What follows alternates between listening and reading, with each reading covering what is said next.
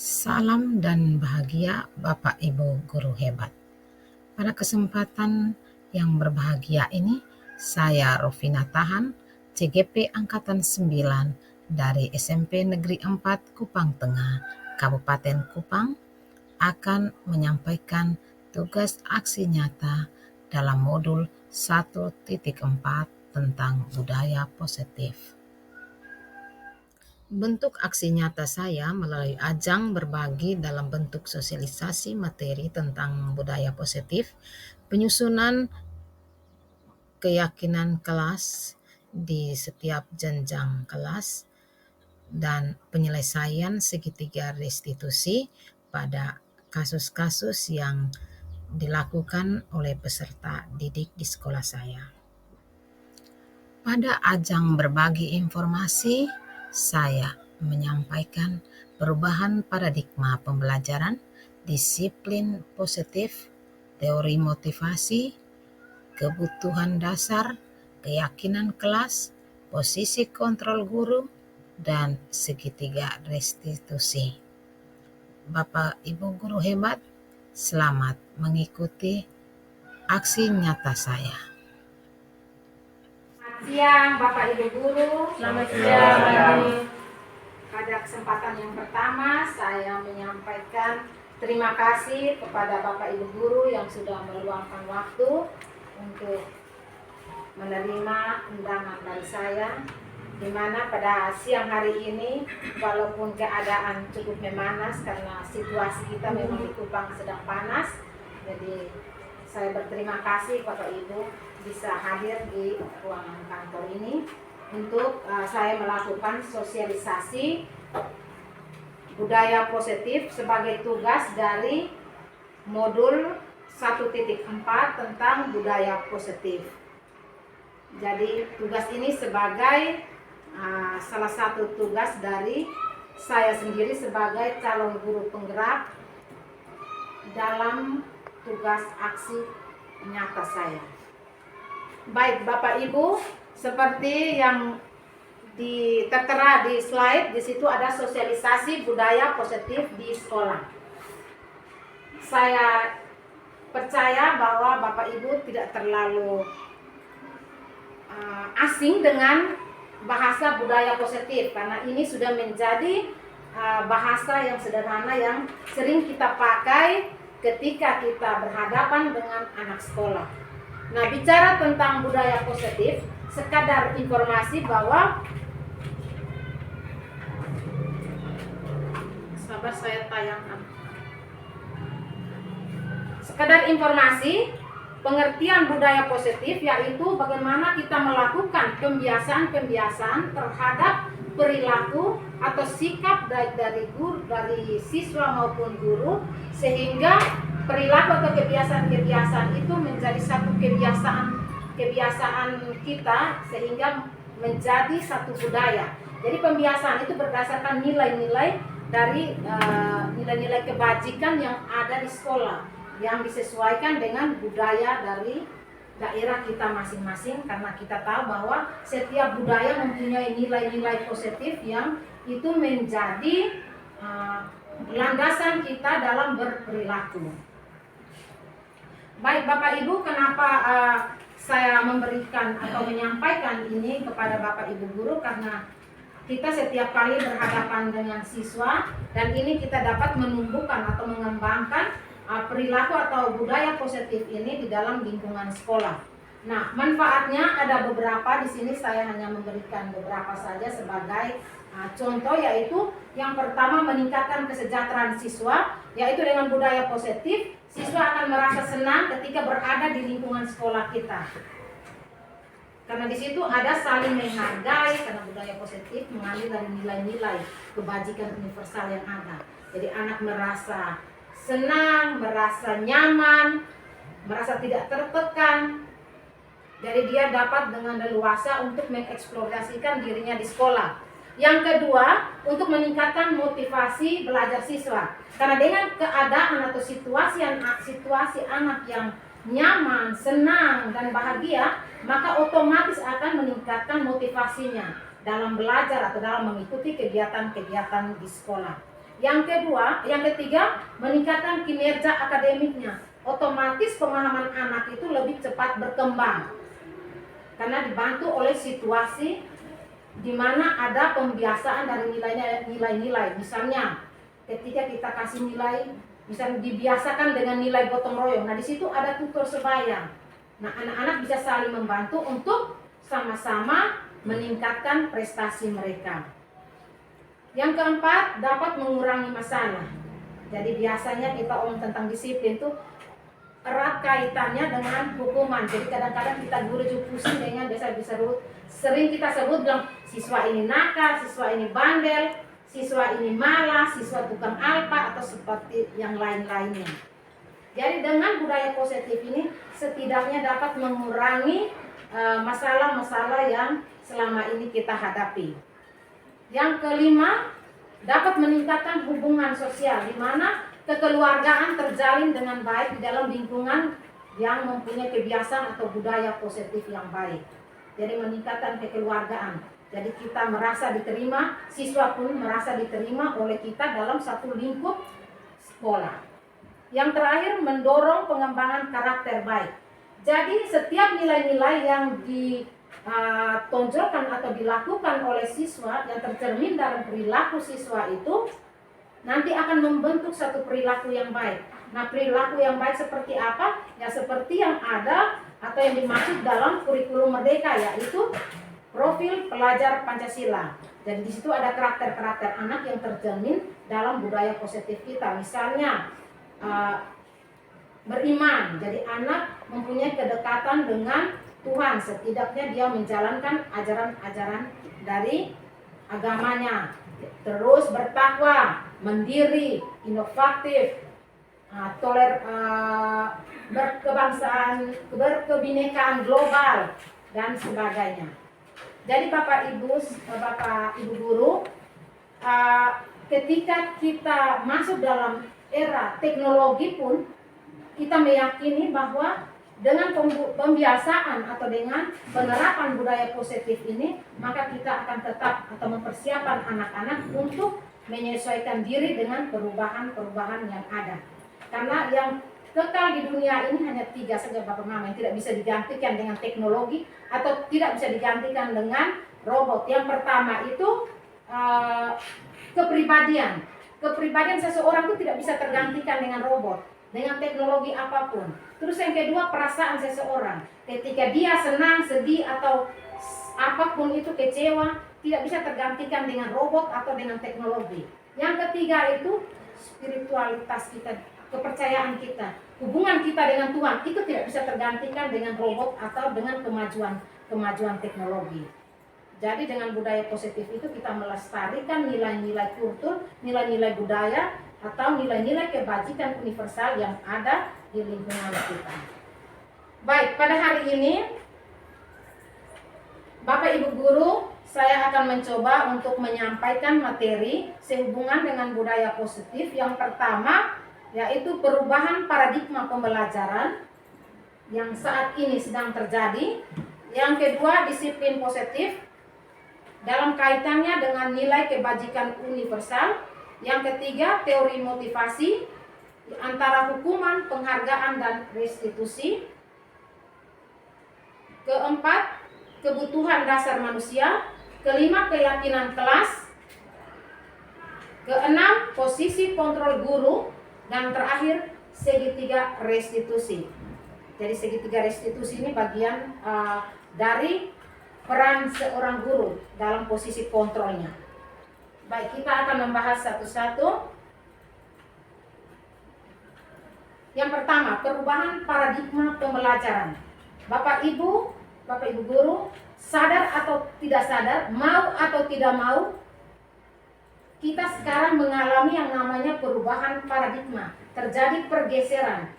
Pergeseran di mana zamannya kita dulu berbeda dengan zamannya sekarang anak-anak didik kita. Pembelajaran di kelas ini dia mengadopsi atau telah mengalami perubahan paradigma di mana perubahan paradigma dari stimulus respon berpindah atau bergeser ke teori kontrol. di mana kita ketahui bahwa setiap orang itu mempunyai kendali atau dia itu mempunyai kontrol atas dirinya sendiri. Saya ambil contoh itu, misalnya ketika seseorang, saya pegang buku ini, kalau saya tidak mengizinkan orang lain untuk mengambilnya, maka buku ini tetap di tangan saya. Itu teori kontrolnya. Kalau saya tidak mengizinkan orang lain, buku ini tetap di tangan saya. Mau sekeras apapun itu orang mau ambil, saya akan mempertahankan ini kertas. Berarti kita mempunyai kendali atau kontrol terhadap diri sendiri. Nah, ini pembelajaran yang mau kita terapkan ke siswa kita. Jadi selama ini yang biasa kita pakai itu paradigma pendekatan stimulus respon. Nah, stimulus respon itu seperti bahwa kita yang menginstruksikan atau kita yang membuat perilaku anak itu mematuhi sesuatu. Jadi anak bereaksi atas suruhan orang lain. Jadi kita dengan aturan-aturan. Jadi jangan itu, jangan ini, jangan ini, jangan ini. Larang sana, larang A, larang B, larang C. Itu namanya kita pembelajaran yang stimulus respon. Dia merespon karena ada dorongan luar. Ada orang yang mempengaruhi dia untuk dia melakukan kepatuhan itu. Tetapi pendekatan teori kontrol bahwa dia memegang kendali. Nah, dia punya dampaknya kalau stimulus respon, dampaknya itu bisa sementara, tidak jangka panjang, karena ya tergantung orang respon dia dulu. Kalau tidak respon ya dia tetap biasa-biasa saja. Tetapi kalau teori kontrol berarti dia memegang peran. Dia merasa itu manfaatnya. Saya kasih contoh ketika kita mau pakai masker. Kita pakai masker di siang hari kalau pulang dengan motor pakai masker. Pasti ada fungsinya. Kita menjaga kesehatan dari debu, dari panas. Tetapi kita pakai masker karena aturan pemerintah yang mengikuti protokol kesehatan, karena takut orang bilang harus pakai masker, otomatis itu tidak bersifat lama. Kita akan stop ketika aturan itu tidak ada lagi. Atau saya ambil contoh, kita pakai helm. Kita pakai helm karena kita takut kena tilang. Itu bersifat sementara. Ketika tidak ada polisi, kita tidak usah pakai helm karena tidak masalah. Tetapi ketika kita tahu bahwa pakai helm itu untuk menjaga kesehatan saya, keselamatan saya, otomatis setiap saat kita pakai helm karena kita punya prinsip pakai helm untuk keselamatan. Kalau saya tidak pakai helm, saya bisa mati. Seperti itu. Nah, semua orang pasti tidak mau mati kan? Tidak mau terganggu kesehatannya. Baik, seperti itu paradigma perubahan terhadap pembelajaran, yaitu ada pergeseran dari stimulus kontrol, optimulus respon kepada teori kontrol. Jadi begitupun dalam pembelajaran kita dapat melakukan atau membuat perencanaan sehingga kita menumbuhkan atau mengembangkan perilaku anak itu menjadi pengontrol dirinya sendiri. Jadi itu kita tidak terlalu repot untuk memberi respon. Baik, yang kedua, disiplin positif dan nilai kebajikan universal. Nah, Bapak Ibu guru, bicara tentang disiplin ini biasanya kalau kita dengan anak-anak itu langsung mereka dengan ketakutan, segan, karena bicara tentang disiplin pasti bicara juga dengan hukuman atau kewajiban, ketegasan. Saya kasih contoh, setiap aturan yang ada itu pasti ada konsekuensinya. Tapi kebiasaannya yang selama ini terjadi, disiplin itu lebih dekatnya dengan hukuman. Jadi biasa dulu kalau anak alfa, bayar uang alfa. Ataukah anak berbuat masalah, kita jemur anak di lapangan. Atau kita memberikan kekerasan fisik sedikit. Jadi disiplin positif yang dimaksudkan di sini adalah pendekatan untuk mendidik murid yang bertujuan untuk membentuk kontrol diri dan meningkatkan kepercayaan diri sehingga mereka bisa berperilaku berpedoman kepada nilai-nilai kebajikan universal. Jadi kita menumbuhkan sikap mereka. Jadi mereka mau berbuat apa, itu mereka yang sudah tentukan. Mereka yakini bahwa ini baik. Saya kasih contoh, dalam beberapa hari ini, maksudnya beberapa hari ke belakang, saya juga sudah berdiskusi atau sudah bicara-bicara dengan Bapak Ibu guru yang wali kelas, sampai ke wali kelas 7B juga kami terlibat dengan Bapak Jimmy, wali kelas 8 terlibat dalam penyusunan keyakinan kelas. Nah, ketika kita punya keyakinan kelas atau kita punya kesepakatan kelas, kita menumbuhkan kontrol siswa untuk menjalankan itu. Sehingga kenapa kita menumbuhkan itu? Karena motivasi yang lahir dari anak itu lebih kuat. Dia tidak merasa takut atau termotivasi karena pengaruh dari faktor luar. Yang kita mau itu adalah motivasi atau pengaruh dari dalam dirinya sendiri. Dia menjalankan nilai-nilai seperti nilai kebajikan itu, contohnya kayak nilai kebaikan itu saling menghargai. Nah, seperti contoh saja saling menghargai. Kalau mereka menjalankan nilai saling menghargai saja, otomatis itu sudah sangat luar biasa dalam disiplin positif mereka. Nah, dengan menjalankan nilai saling menghargai, otomatis kita gampang untuk melakukan komunikasi dengan mereka. Pembelajaran juga lebih efektif ketika ada di dalam kelas. Kita tidak perlu repot-repot harus bicara berteriak terlalu banyak, atau kita tidak terlalu bersusah payah untuk mengontrol emosi kita. Karena kita dengan anak-anak itu saling mengontrol, punya kontrol diri terhadap dirinya masing-masing dengan nilai-nilai positif atau nilai-nilai kebajikan yang ada. Jadi nilai positif ini, disiplin positif ini, dia lebih ke konsekuensinya atau kita bilang pengganti hukumannya itu lebih ke arah yang positif. Jadi anak tahu konsekuensinya apa yang harus dia lakukan. Saya kasih contoh, ketika dia merusak kancing teman atau merobek sedikit baju teman, nah konsekuensinya apa? Ya dia harus memperbaiki kesalahannya itu dengan cara dia kancing kembali, memperbaiki. Dia berusaha untuk menjahit atau bertanggung jawab untuk memperbaiki kesalahannya itu dengan memperbaiki kancing baju teman yang rusak. Atau dia menjahit kembali pakaian teman yang rusak. Bisa juga dengan cara lain, dia meminta maaf. Jadi membuat atau memperbaiki kesalahannya dia itu menjadi sesuatu kesadaran yang positif.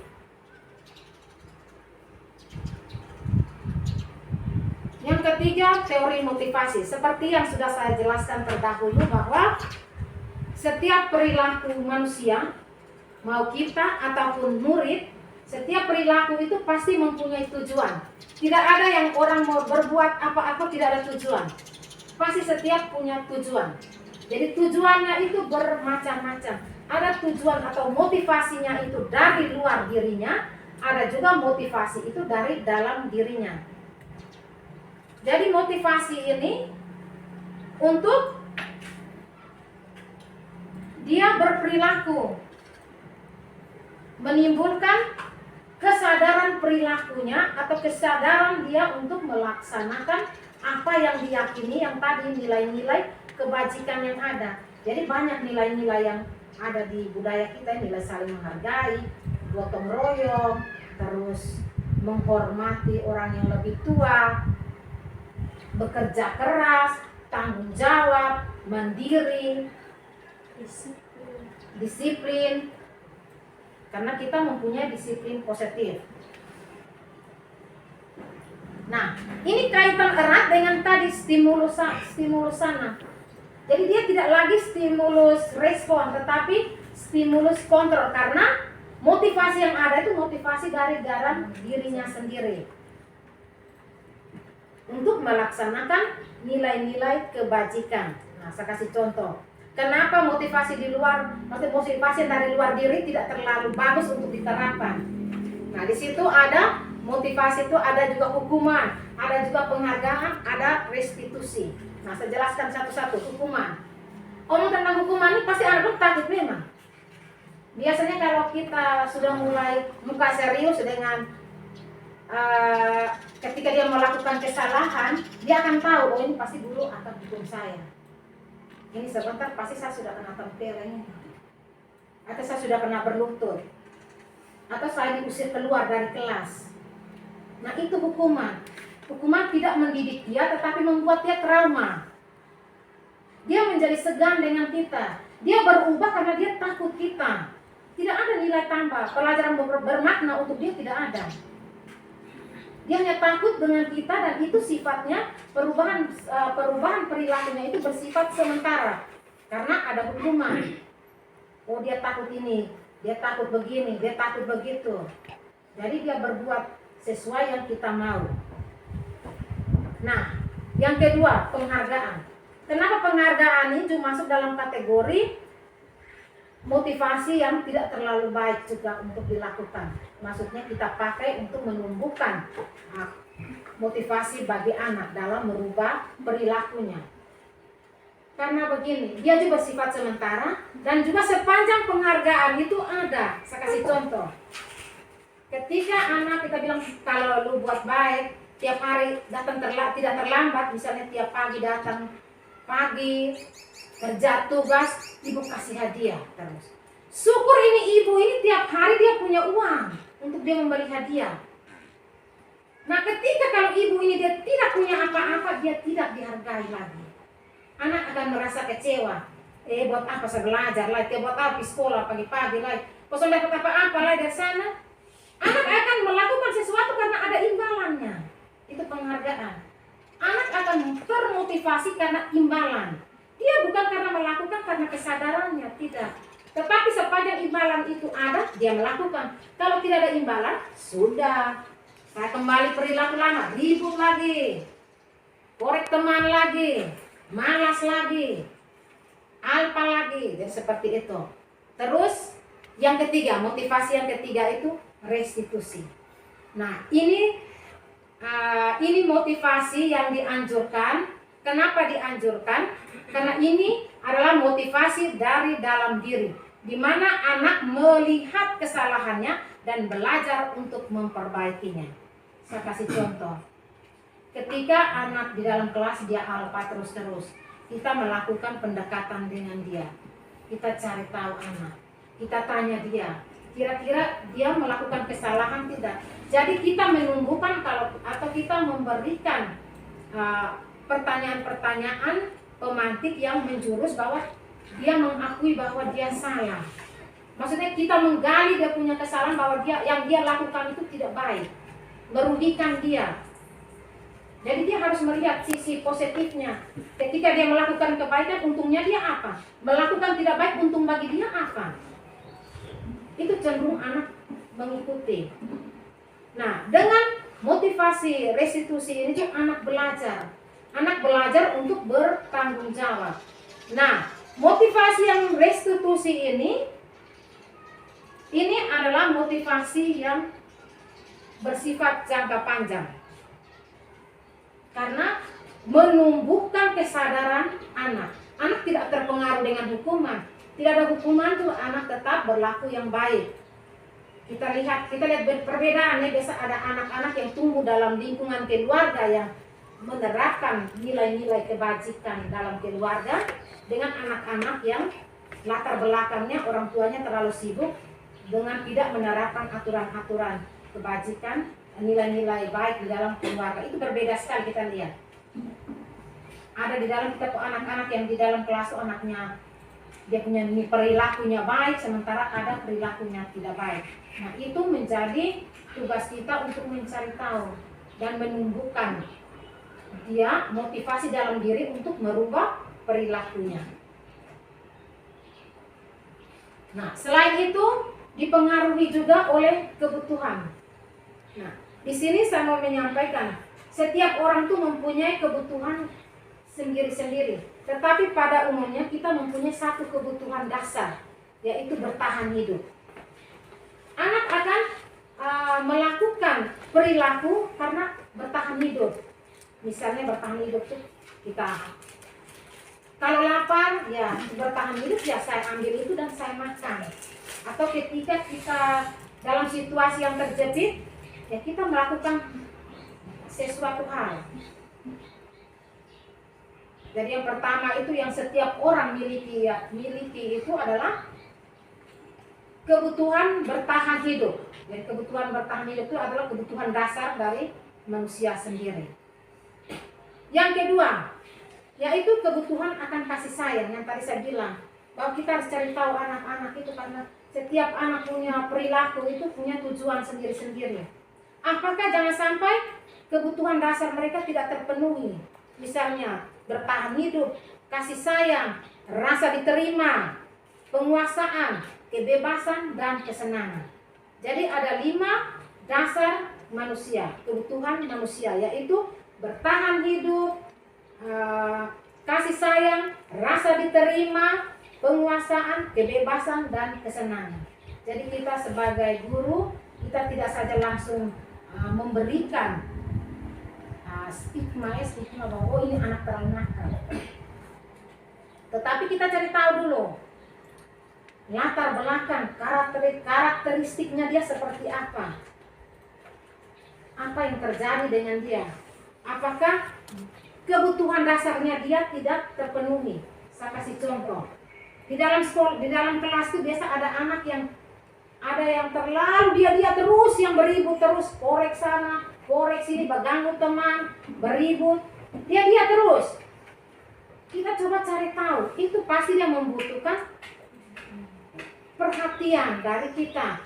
Bisa juga dia membutuhkan kebebasan. Mungkin pembelajaran kita tidak terlalu menarik bagi dia, ataukah kita terlalu monoton. Jadi setiap anak itu mempunyai kebutuhan. Ataukah dia perlu penguasaan. Jadi penguasaan itu berarti dia membutuhkan bahwa dia menguasai semuanya. Kita kasih tugas dia mau ketua kelas kok, jadi asisten guru kok. Jadi kita memberikan dia peran, sehingga ketika dia menjadi peran, oh saya ini merasa saya ini orang penting di sini. Jangan sampai dia lari ke perilaku yang tidak baik. Akhirnya dia mendapat peran atau mendapat kekuasaan dengan dia menjadi bos teman-teman, tapi level maksudnya perilaku yang tidak baik. Tetapi kita mengubahnya menjadi perilaku yang baik dengan memberi dia peran, mempercayakan dia satu peran, supaya bisa mempengaruhi dia perilaku menjadi lebih baik. Dan peran ini pernah saya coba di kelas 8, anak yang tukang alfa, zamannya Eristin sama siapa, yang besar-besar itu mereka suka bolos terus. Tetapi begitu jam pelajaran PKN, saya kasih mereka jadi asistennya saya untuk cek keadaan siswa, untuk suka cek siapa yang alfa atau siapa yang tidak masuk, karena mereka yang tukang ini alfa, mereka yang biasa bolos. Tapi karena sudah kasih tugas, otomatis bagaimana mau lihat orang lain, sementara diri untuk suka cek siapa yang alfa atau siapa yang tidak masuk, karena mereka yang tukang ini alfa, mereka yang biasa bolos. Tapi karena sudah kasih tugas, otomatis bagaimana mau lihat orang lain, sementara diri sendiri belum dilihat. Terus yang berikutnya, rasa diterima. Biasa kadang-kadang kita suka, misalnya anak yang pendiam, ya pendiam terus sudah. Tetapi kita tidak cari tahu, mungkin dia ada masalah keluarga, atau dia sering dibully teman-teman. Jadi ada karena mungkin latar belakang faktor ekonomi. Jadi ketika dalam lingkungan pergaulannya, dia kurang diterima oleh teman lain, sehingga dia sering menyendiri, dan itu mempengaruhi motivasi belajarnya. Terus kebebasan dan kesenangan. Jadi soal kebebasan dan kesenangan ini bukan berarti kita memberikan anak kebebasan atau kesenangan di luar batas, tetapi kita memberikan dia tugas yang dia mau itu apa sebenarnya. Kebebasan seperti apa? Jadi di sini kebebasan dan kesenangan yang bertanggung jawab. Kalau kesenangan kita bisa bikin proses pembelajaran yang menyenangkan, yang inovatif, yang kreatif. Jadi itu tadi paradigma berpikir, paradigma pembelajaran yang berubah itu seperti itu. Jadi kita lebih kreatif untuk memberikan atau menyampaikan pembelajaran atau menuntun pembelajaran yang menyenangkan dengan kita mengidentifikasi latar belakang dari siswa sendiri soal kebutuhan dasar manusia ini. Selanjutnya keyakinan kelas. Nah, keyakinan kelas ini satu kesatuan juga, mulai dari yang pertama paradigma sampai yang keyakinan kelasnya. Nah, kami sudah pernah mencoba, kebetulan saya dengan Ibu Imel dan Pak Jimmy sudah mencoba untuk membuat keyakinan kelas untuk kelas 7A dan B. Jadi respon dari mereka itu sungguh luar biasa. Nanti saya posting juga itu hasil rekaman video proses perumusan keyakinan kelas untuk kelas 7, sehingga itu menjadi nilai-nilai atau patokan mereka dalam berperilaku. Jadi keyakinan kelas itu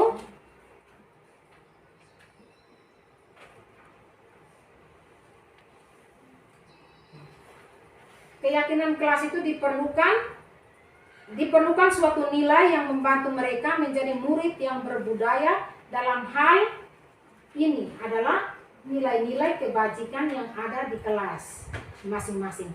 Jadi caranya kita pertama itu membuat peraturan, kita menggali peraturan, mengidentifikasi peraturan-peraturan yang ada di sekolah, maksudnya dalam kelas.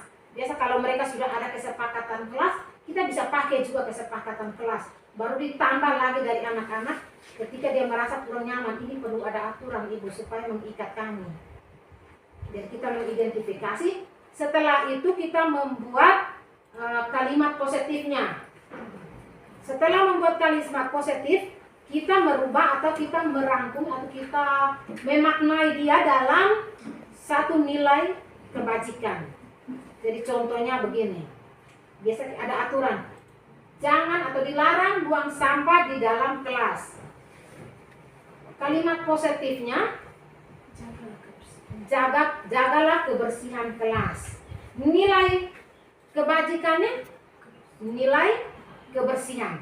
Nah, ketika dia melakukan kesalahan membuang sampah di dalam kelas, kita tanya kembali dia, kira-kira pelanggaran dia ada di mana? Dan kita menggugat dia untuk menemukan sendiri apa kesalahan dia. Nah, konsekuensi dia lakukan apa? Kalau dia buang sampah di sembarangan, ya konsekuensinya dia pilih sendiri, membersihkan kembali, mengangkat sampah yang telah dia buang untuk simpan pada tempatnya. Jadi seperti itu. Jadi dengan keyakinan kelas ini, yang kita jadikan ini menjadi budaya positif kita. Jadi kelas 7 itu, saya lupa foto, karena mereka baru tulis, itu ada banyak nilainya. Banyak nilai ada, minta tolong. Jadi kelas 7B itu mereka sudah tulis dalam, untuk mau ditempelkan. Sudah tulis di kertas karton untuk ditempelkan. Jadi ini yang disepakati baru-baru kita keyakinan kelas.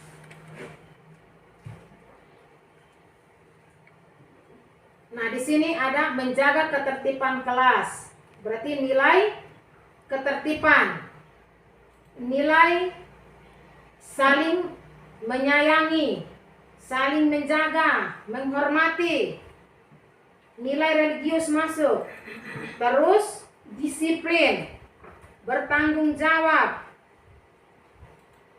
nilai kebersihan. Jadi seperti ini, sehingga nilai-nilai inilah yang kita tanamkan kepada siswa tanpa kita memberikan hukuman, tanpa kita memberikan iming-iming penghargaan, tetapi kita menumbuhkan atau mengembangkan mereka itu menjadi motivasi mereka sendiri. Dengan melihat bahwa oh ini bermanfaat untuk saya. Seperti tadi saya katakan pertama itu bahwa dengan budaya positif dapat memberi manfaat proses pembelajaran yang lebih baik. Jadi anak merasa dengan melakukan atau menjalankan nilai-nilai kebajikan atau keyakinan kelas ini, maka dirinya akan mencapai tujuannya, yaitu belajar dengan baik, berprestasi, dapat mendapatkan kinerja akademik yang bagus. Jadi seperti itu.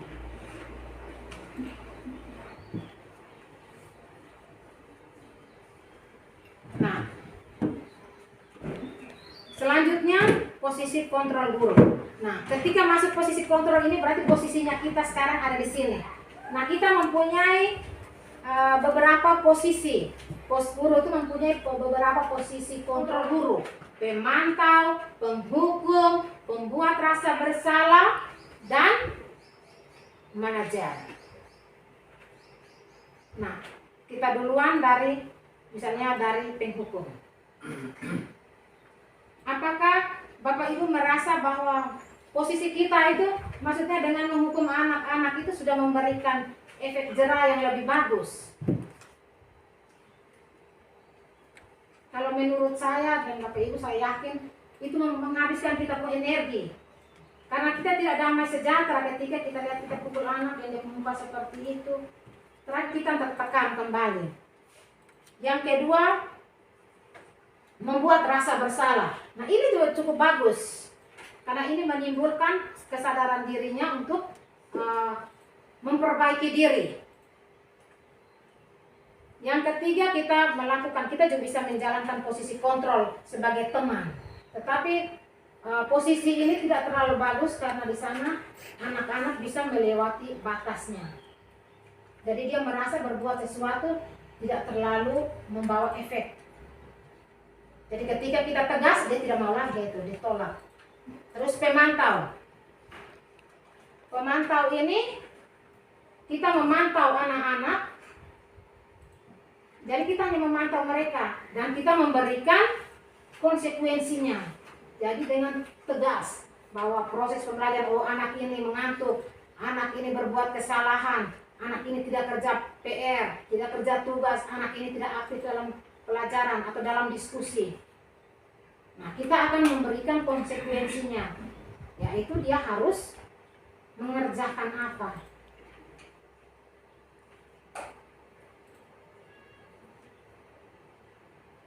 Yang terakhir,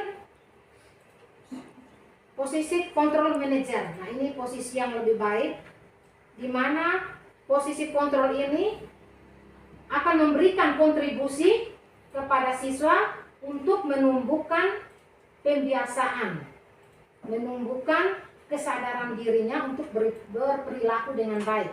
Kalau yang beberapa itu masih bersifat jangka pendek juga, tidak terlalu memberikan dampak yang lebih besar, karena itu tergantung kita sepanjang kita kontrol mereka terus.